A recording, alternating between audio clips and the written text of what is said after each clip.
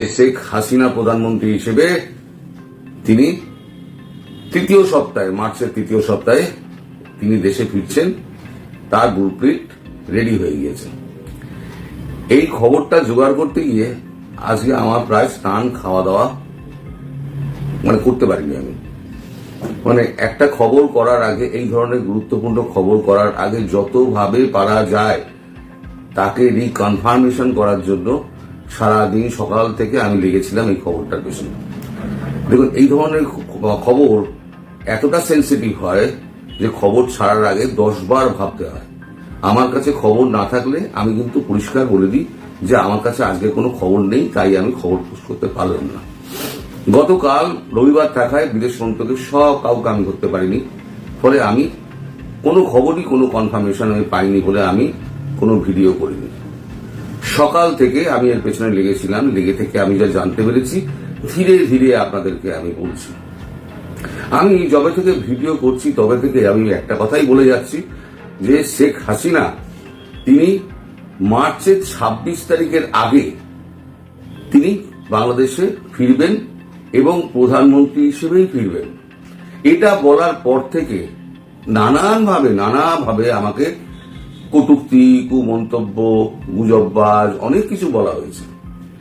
আজও পোস্টে আমি দেখলাম সেরকম অনেক পোস্ট করা হয়েছে, মন্তব্য করা হয়েছে। এমনকি ভারতবর্ষ থেকেও, পশ্চিমবঙ্গ থেকেও আমার এই খবরের সত্যতা নিয়ে অনেক প্রকার মন্তব্য করা হয়েছে এবং ভালো মন্তব্য দু একটা এসছে।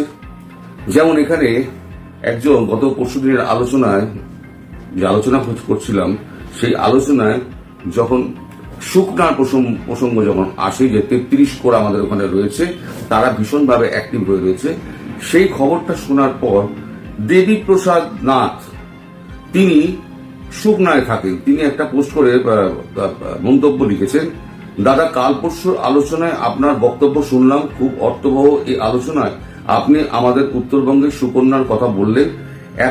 আপনি এত সিক্রেট জানলেন কি করে? ঠিকই, আমাদের এখানে জোর প্রস্তুতি চলছে। জয় হিন্দ, জয় ভারত। তিনি একজন ভারতবাসী, তিনি শুকনায় থাকেন।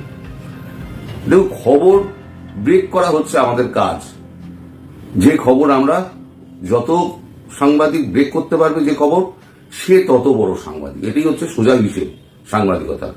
তো যাই হোক, এই যে আমরা যখন খবর টবর আমরা জোগাড় করি না, সারা দিন জোগাড় করে তারপরে আমরা একটা খবর করলাম, খবরের কাগজে যখন বেরোলো, পরের দিন পাঠক বলে দেখ কি সমস্ত আজে বাজে লিখেছে বলে কাগজ মুড়ে ফেলে দিল। শেখ হাসিনা 3rd উইকের মধ্যে যে কোনো দিন, যে কোনো সময় তিনি বাংলাদেশে প্রবেশ করবেন প্রধানমন্ত্রী হিসেবে। আপনাদের মনে আছে যে মার্কিন যুক্তরাষ্ট্র সফরের সময় প্রধানমন্ত্রী ডক্টর জয়শঙ্কর এবং আমাদের অজিত দোভাল ওনারা ওখানে একটা গোপন মিটিং করেছিলেন ট্রাম্পের সঙ্গে। সেটা হোয়াইট হাউস প্রকাশ করেছিল। সেই ছবিও কিন্তু আমি সেই খবরের সঙ্গে লাগিয়েছিলাম। সেখানেই কিন্তু ঠিক হয়, প্রথমে ঠিক হয়েছিল এপ্রিল মাসে ট্রাম্প ভারতে আসবেন, তখন ঠিক হয়েছিল। এবার শনিবার দিন প্রধানমন্ত্রী আমাদের দেশে ফিরেছেন। ফেরার 2-3 ঘন্টার মধ্যে ট্রাম্পের দপ্তর থেকে একটি ফোন আসে। ফোনে বলা হয় যে উনি মার্চের 18 থেকে 21-এর মধ্যে যে কোনো একদিন, ডেট ফিক্স হয়নি, উনি ভারতবর্ষ ভিজিট করবেন। আমাদের প্রধানমন্ত্রী থেকে আমন্ত্রণ জানিয়ে এসেছিলেন। সেই আমন্ত্রণ স্বীকার করে উনি বলেছিলেন আমি খুব শীঘ্রই ভারতবর্ষে যাব। হয়তো রাশিয়া ঘুরে উনি আসতে পারেন, অথবা এখান থেকে রাশিয়া যেতে পারেন। রাশিয়া যাওয়ার প্ল্যান ওনার রয়েছে ট্রাম্পের। তো তারপরেই কি কথা হয়েছে তা আমি জানতে পারবো না। তারপরেই কিন্তু তড়িঘড়ি একটা আমাদের ক্যাবিনেট মিটিং ডাকা হয়। সে খবর আমি করেছি এবং সেই ক্যাবিনেট মিটিং এ 3 সেনাপ্রধানকে ডেকে পাঠানো হয়েছিল। এখন 3 সেনাপ্রধানকে বলা হয়েছিল আপনারা ড্রেসড আসবেন, সেনাবাহিনীর পোশাক পরিহিত অবস্থায় আসবেন। তখন থেকে আমার মাথার মধ্যে ঘুরে বেড়াচ্ছে, সেনাবাহিনীর পোশাক সবসময় পরে আমাদের থাকেন না সেনাকর্তারা, তাদেরকে হঠাৎ সেনা পোশাক পরে শহরটি তাদেরকে আসতে বলা হলো কেন? এর পেছনে গভীর কোনো রহস্য আছে। তখন থেকে আমি চেষ্টা করে যাচ্ছি। সেটা ছিল শনিবার, তারপর রবিবার দিন সবার ফোন বন্ধ, আমি ভেতরের কোনো খবর পাইনি। আমি এখনো বলছি যে ওই মিটিং এর খবর কিন্তু এখনো পর্যন্ত পাইনি। ওই যে মানে আপনার ক্যাবিনেট মিটিং এর খবর কিন্তু আমি এখনো পর্যন্ত পাইনি। ক্যাবিনেট মিটিং এ কি স্থির হয়েছে আমি এখনো পর্যন্ত কিছু জানি না। তবে বিদেশ মন্ত্রক সূত্রে যে খবরটা পাওয়া গেছে সেটা হচ্ছে প্রধানমন্ত্রীর সঙ্গে ট্রাম্পের একটা কথোপকথন হয়েছে। সেই কথোপকথন যেটা মার্কিন যুক্তরাষ্ট্র হয়েছিল তারই সূত্র ধরে সেই কথোপকথন হয়েছে, এবং সেই কথোপকথনে একটা পার্ট ছিল শেখ হাসিনাকে স্বদেশে প্রত্যাবর্তন করানো এবং স্বপদে। আপনাদের হয়তো মনে আছে এর আগে আমাদের সেনাপ্রধানের সঙ্গে বাংলাদেশের সেনাপ্রধানের একটা ভিডিও বার্তালাপ হয়েছিল।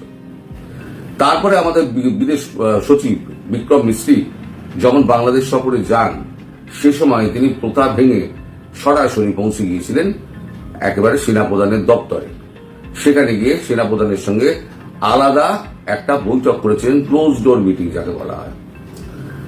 তারপরে যে খবরটা শনিবার দিন যেটা পাওয়া গেছে বিদেশ মন্ত্রক সূত্রে, যে বাংলাদেশের চার্জ দ্য অ্যাফেয়ার্স আমেরিকার রয়েছে, তাকে বলা হয়েছে যে সেনাবাহিনীকে সেনাপ্রধানের সঙ্গে দেখা করে সেনাপ্রধানকে বলে দাও যে ভারতবর্ষ থেকে যে নির্দেশ যাবে সেই নির্দেশ মতো কাজকর্ম যেন ভালোভাবে হয় এবং শেখ হাসিনা যাওয়ার আগে তার ক্ষেত্র প্রস্তুত করা হয় এই ব্যাপারে। এরপরে সেনাপ্রধান একটি মিটিং ডাকেন, সেখানে লেফটেন্যান্ট জেনারেলরা ছিল। এই লেফটেন্যান্ট জেনারেলের মধ্যে আমি নাম বলবো না, একজন যিনি আমাদের এজেন্সির খুব প্রিয় পাত্র। তার মাধ্যমে এই খবরটা পৌঁছে দেওয়া হয় যে এই যে ব্যবস্থাটা যেটা করা হচ্ছে সেটা যদি সেনাপ্রধান যদি মেনে না নেন তাহলে সেনাপ্রধানকে গদিচ্যুত করা হবে এবং সেই জায়গায় সেই ব্যক্তি কিন্তু সেনাপ্রধান হিসেবে নিযুক্ত হবে এবং তিনি সমস্ত কিছু ব্যবস্থা করবেন। এবং যারা এর বিরুদ্ধে কাজকর্ম করবে, যে সমস্ত জামাতি মানে অনুগৃহীত যারা সেনা প্রধান রয়েছেন, যারা ব্যাগড়া মারছেন, তাদেরকে কি করে সাইজ করতে হয় সেটা ভারতবর্ষ বুঝে নেবে। ইতিমধ্যে 33 নম্বর কোর আমাদের যে রয়েছে সুগনাতে, সেই সুগনার কথা আপনাদেরকে বলেছি। সুগনাতে ভীষণ অ্যাক্টিভিটি শুরু হয়ে যায়। সমস্ত সীমান্তগুলোতে যত আমাদের সৈন্য মোতায়েন রয়েছে, ব্রিগেডগুলো মোতায়েন রয়েছে, সেগুলোকে পুরো অ্যাক্টিভ করে দেওয়া হয়। যে কোনো মুহূর্তে আমাদের একটা বড় অ্যাকশনে যেতে হতে পারে। প্রথমে আমি বলেছি, প্রথমে মিলিটারি অ্যাকশন ভারতবর্ষ করবে না, করতে চায় না, স্কুইজ করবে।